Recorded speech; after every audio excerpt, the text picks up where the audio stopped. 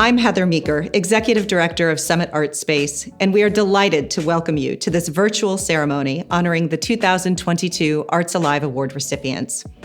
As a nonprofit organization, Summit Artspace's mission is to connect local artists and artist-serving organizations to the resources they need to thrive, professionally, creatively, and financially.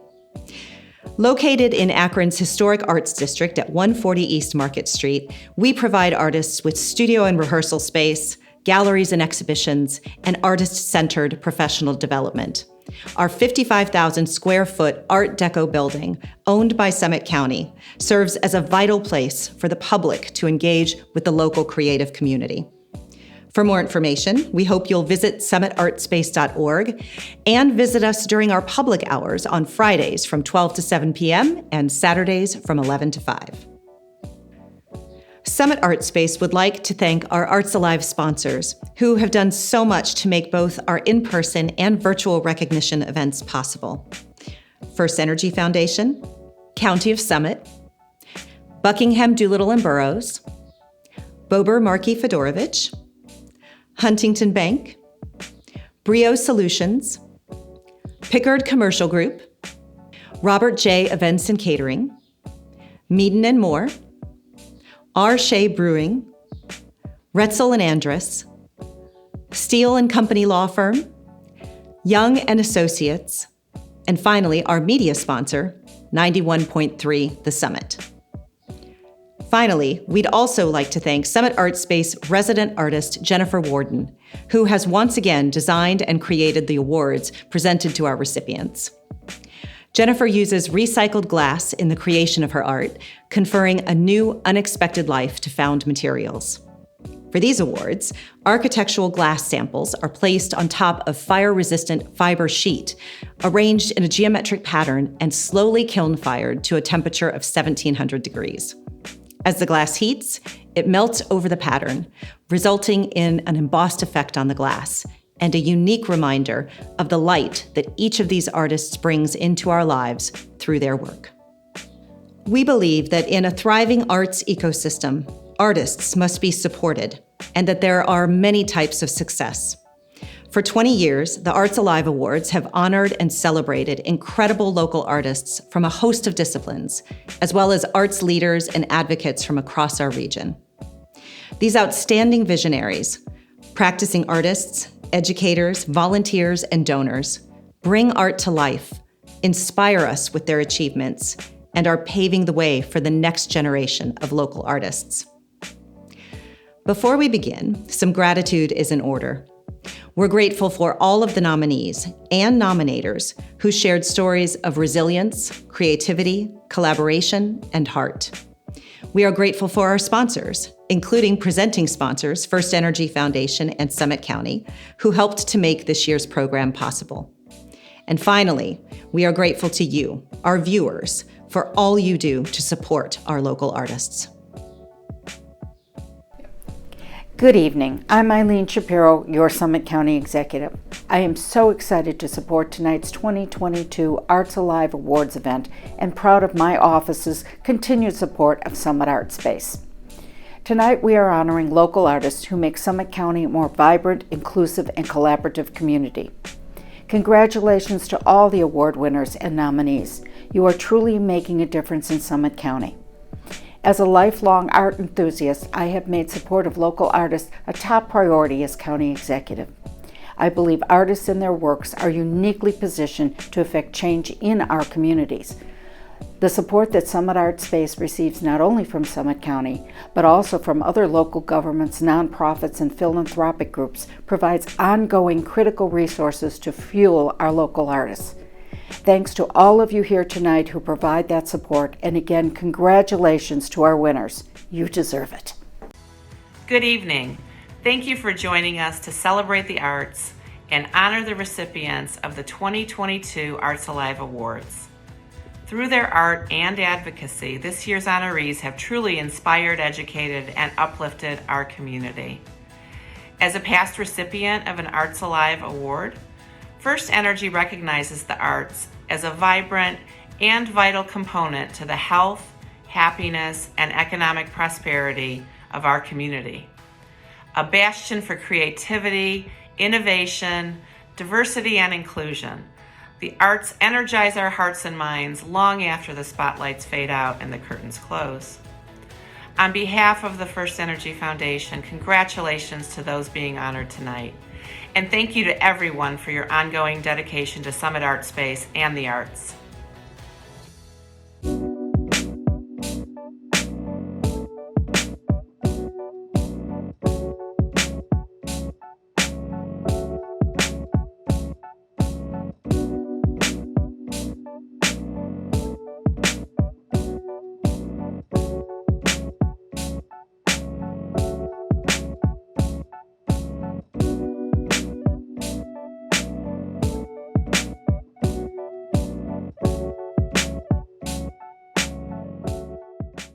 My name's Arnold Tunstall, and I am an artist and an arts advocate and an arts worker and an educator.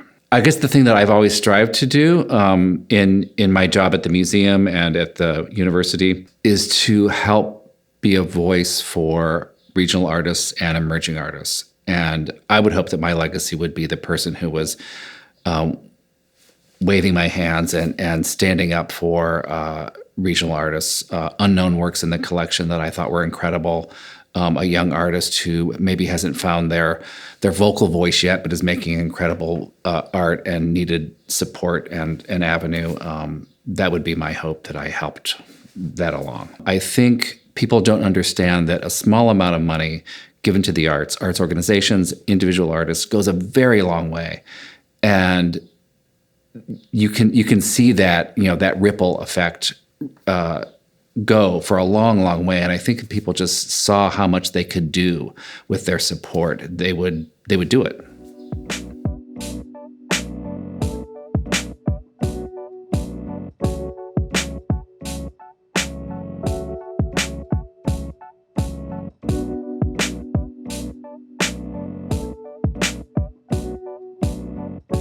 My favorite thing about being in theater in general is that it helps me make sense of the world. I don't understand how people who don't have art make sense of the things that are happening in the world. I don't understand how they deal with a lot of those big emotions. I want for audiences, for people, for consumers, for foundations, for everyone to understand that, the arts are a sacred practice. It is, and I said this at the beginning, it is how we make sense of the world.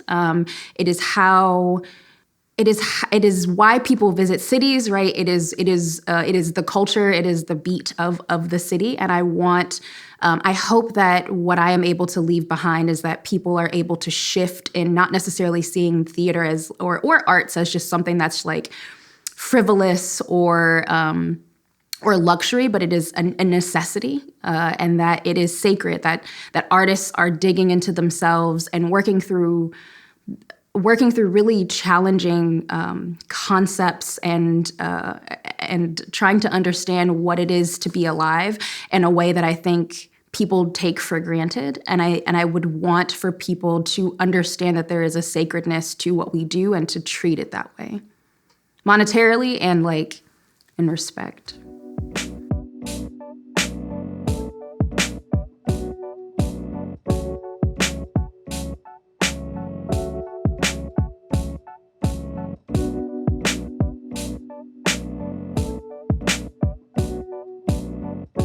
My name is Joe Ott. I'm an artist, a sculpture artist, and I work full-time as the director of facilities and maintenance at Stan Hewitt Hall and Gardens. The nature of my artwork is nature. I mean, nature is what it's based on. That's what my inspiration is. That's kind of my mission, is to help the natural world and animals. So, that's everything for me. The actual mediums that I'm in are mostly sculpture, but I do chainsaw sculpture, metal sculpture, pumpkin sculpture, wood burning, painting, watercolor painting. I just kind of try and dabble in everything because I get bored of things quick. I think what's working well in Akron right now is there seems to be a push for collaboration between different organizations, which I really love and I think is important for the city to have the arts spread around the city at different locations and different venues. I think is great. Find something you love to do, as far as whether it's visual art or musical, and just keep doing it. keep doing it, and eventually someone will pay you for what you're doing. And I think no matter how obscure it is, don't listen to anybody else tell you that you can't do anything with that, because I think if you stick with something long enough and you put enough love and effort into it, you can make a living out of it.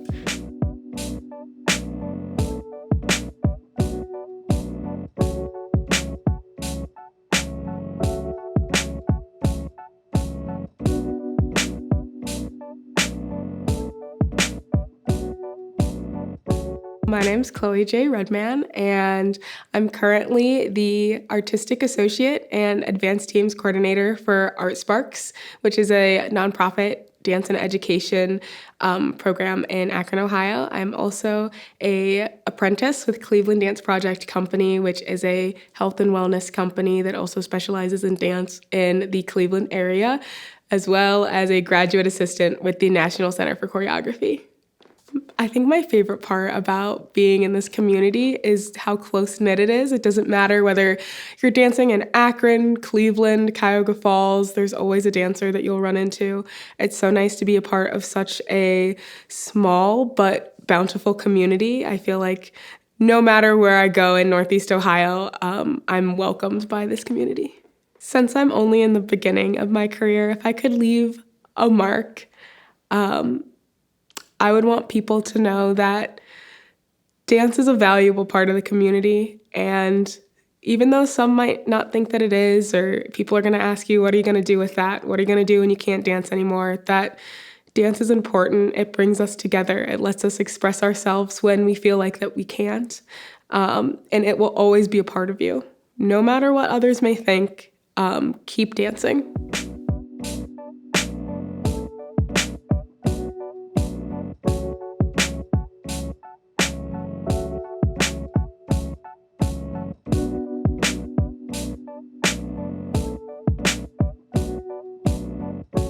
Hi everyone, my name's Hal Walker. I'm a musician and I live in Kent, Ohio.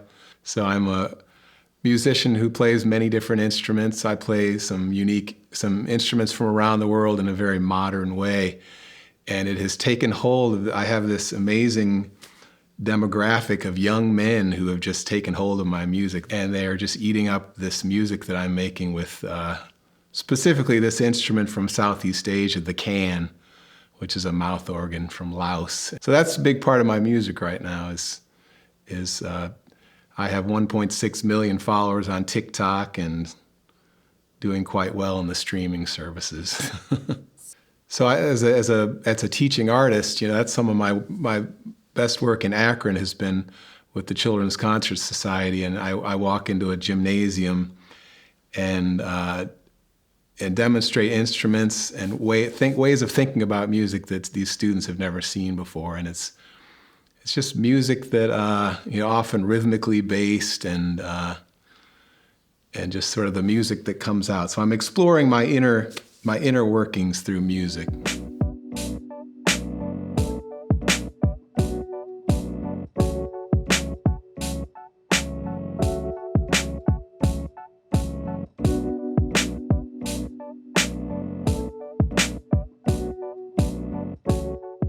My name is Francine Parr, and I am the Artistic Director of the Millennial Theater Project.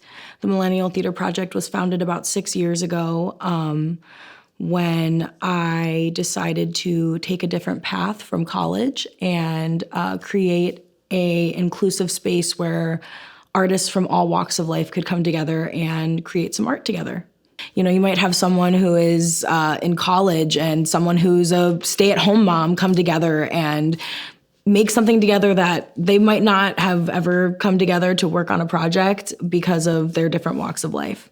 My favorite part is the people. People seeing the work and recognizing the work and recognizing what we're doing and being excited about what we're doing. That's my favorite part. I feel like I have a great platform. I have a great support system. I have great actors and people who believe in what we're doing, and I just hope that they never go away. And that's how I feel like I can continue to be impactful or really start to make an impact.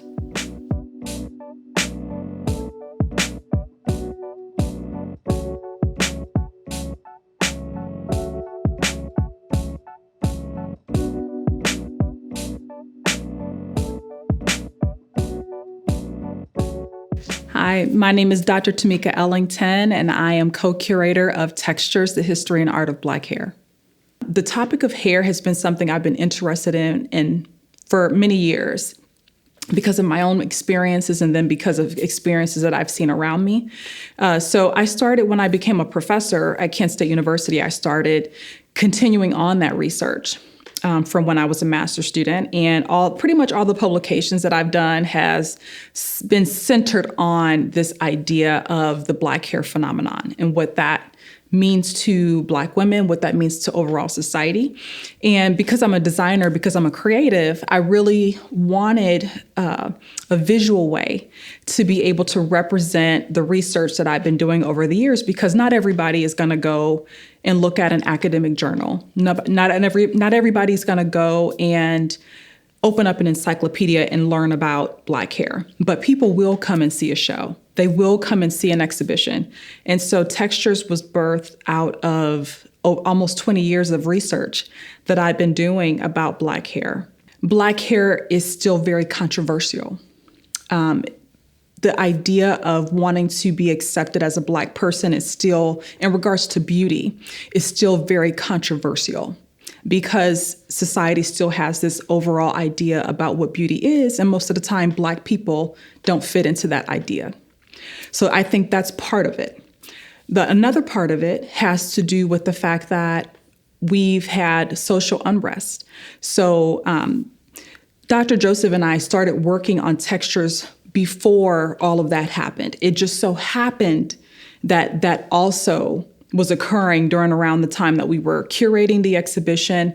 And so the social unrest started piquing people's interest, people from the news and other different press and things like that. And people would tell us, oh, this is such a timely topic. And as a Black woman, that really disturbed me, because I'm like, this is something that Black people have been dealing with for many years. For hundreds of years, we've been dealing with this. My name is Dr. Joseph Underwood. I'm an associate professor of art history at Kent State and co-curator of Textures, the History and Art of Black Hair. I think something that was really joy-inspiring as we went through this project was every time we approached a new potential partner on campus or in the community, people were jumping on board. They were saying, this resonates. This matches what we do in poetry. This matches what we do in community public health. This matches what we do in architectural design. And just seeing that this thing that Tamika and I worked on for 4 years, as we went along, that people were buying in. And we have so many stakeholders. We worked with several curatorial assistants, so students from art and fashion. We started reaching out to community members, like in the end, we had about 15 barbers and salon artists and braiders who we interviewed as part of the Green Book project, so a kind of spin-off digital oral history of hair in our region. And I think what's been really exciting about Textures is there's going to be resonance for a long time.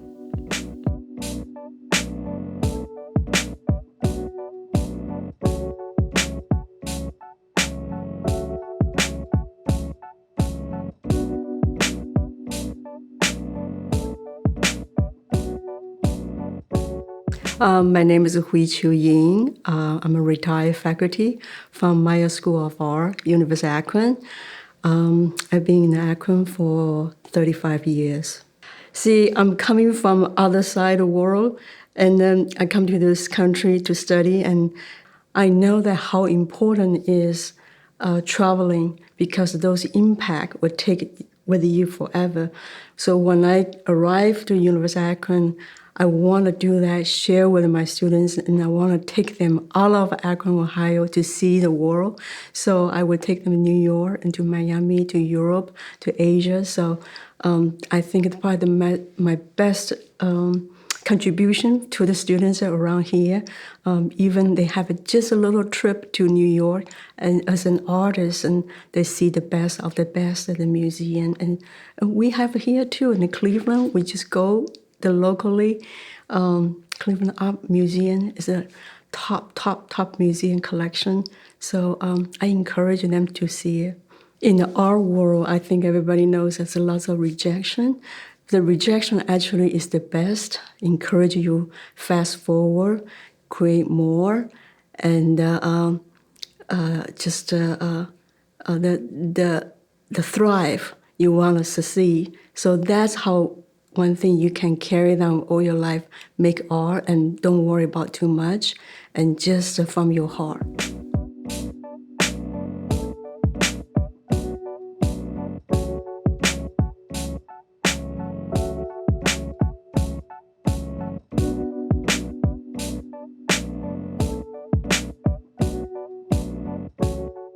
Well, the arts community is so supportive of one another. And I think that's been really helpful, is that I'm learning from people that are half my age at times and people that have been here a lot longer than me. And everybody wants to weigh in and they really want the best of what's going on in a performance. I hope that people see the plays that I write and talk about them afterward. It doesn't matter so much that they liked them or didn't like them, but did they understand them and did that spark something in them when they left?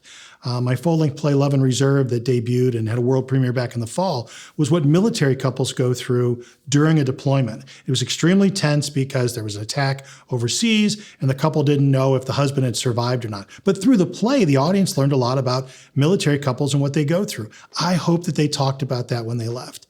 Whitesville's another one. I hope that people talked about the conversations they either didn't have or should have had by being sparked by what they saw on stage with this mixed race family. So as I write new plays, I've got one that I think is very close to development that's based on a true story of an Akron man who was homeless but became an overnight celebrity living under the bridge on Brown Street. And I'm really hoping that people will see that and say, you know, I never thought of the homeless in that way, or I never thought of how it might appear that I'm taking advantage of someone who suddenly is just someone that I wanted to meet. So I think I want to make my mark on plays that people can connect to in their own lives, but that they also will talk about and reflect on when they leave. And I think if they do that, then I've done my job well as a playwright.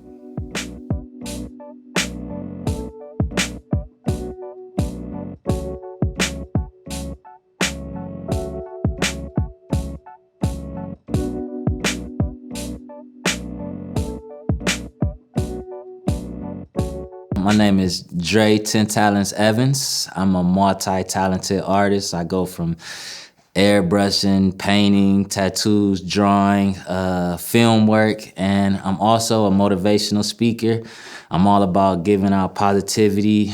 The 10 Spot is a hub of positivity where if somebody know how to do workshops, they can come through and teach the kids. I basically teach the kids drawing, painting, anything that's positive that they want to learn. And that's what so many people love about the 10 Spot, because it's reaching out and giving kids an avenue. I just feel like when people see the culture of just art everywhere, it'll bring up it'll get rid of depression. It can make people feel better. It can bring people together.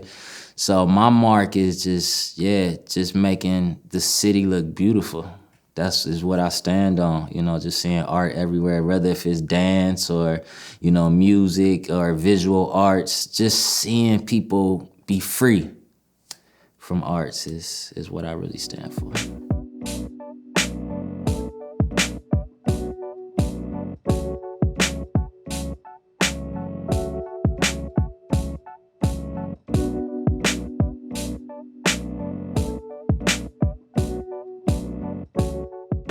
My name is Bob Pearson. I've been a teacher at Revere High School for the past 27 years. I primarily am a drawing and advanced placement teacher, but I teach pretty much a little bit of everything from ninth graders up to seniors, and I'm having a really good time still. And I probably will continue to. I never tire of seeing someone get excited that they accomplish something. That's not necessarily easy, but something that's hard. That never grows old, and I really enjoy mentoring my students. Often over 4 years, and then they become artists. They go to art school very often, and sometimes they become teachers. Sometimes they become professional artists, and I get to be part of their foundation, and that's exciting because I had teachers that mentored me, and I get to do the same for others. So it's a fun job. It's really much more satisfying to accomplish something that's hard than to accomplish something that's easy. And I had a mentor teacher, John Smolko. when I student taught with him and I observed him, I remember him saying, "There's no such thing as easy art," and it stuck with me because if you aren't challenging yourself, you're not growing, and you can't stay where you're at as an artist.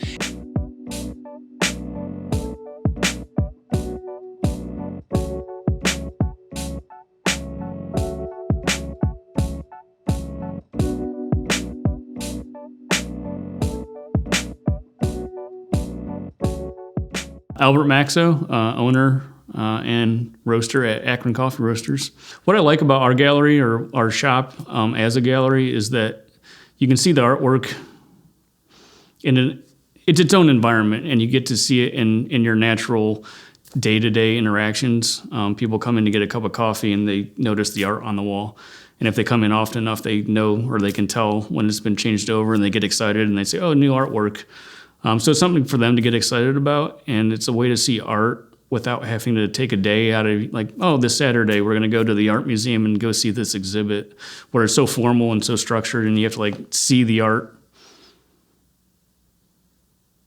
as art, like in an art space where it's like displayed for the purpose of going to see it. And when you have art in your own space, it's still just great, as good of art. It's great art, but you get to see it kind of in a more natural environment, and you kind of get, I think, a little bit more of a personal interaction with it. I think being around other people that are creative gives a good energy to, even if you're not doing the art in the moment, it just creates an energy and kind of inspires you to kind of do what you're doing with more creativity and more focus and more passion. So personally, for me, it gives me energy to see them, and kind of inspires the shop with like a certain mood.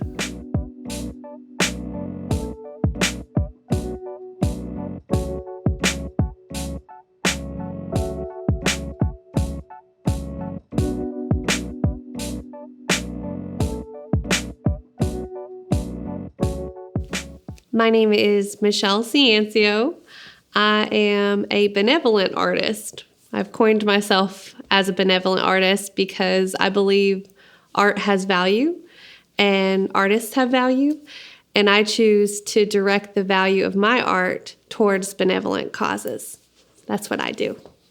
I'd say my favorite part about being an artist is there's a tremendous amount of support here that I've not experienced anywhere else. I think that it's very easily to be enabled to do great things and to push yourself. And we have such a thriving arts culture and appreciation among, all demographics that is really powerful for me. Like, as somebody who's kind of a budding artist per se, I've grown a lot since being here.